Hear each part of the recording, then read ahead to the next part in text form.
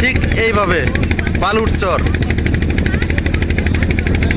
এ বিষয়ে আবহাওয়াবিদ বা যারা এ বিষয়ে অভিজ্ঞ তারা হয়তো বিষয়টা বুঝতে পারবে। আমি বুঝতে পারতেছি না যে এটা এইভাবে এরকম হওয়ার কারণ কি, কিভাবে হইলো। আমরা এটাকে আগে ছোটকালে দেখছি যে এরকম হইলে সাধারণত আমরা বলে থাকি যে বাইগুরানি হয়েছে। এটা একটা ঘূর্ণিঝড় যেভাবে জলোচ্ছ্বাস আকারের হয় ঠিক সেরকম হলো, কিন্তু সেটাও না, বুঝতে পারতেছি না এটাকে কি বলে। আপনারা দেখতে পাচ্ছেন আমরা কিন্তু অনেক দূরে চলে আসছি ওটা থেকে, তারপরও বিশাল আকৃতির আস্তে আস্তে হেলে যাচ্ছে।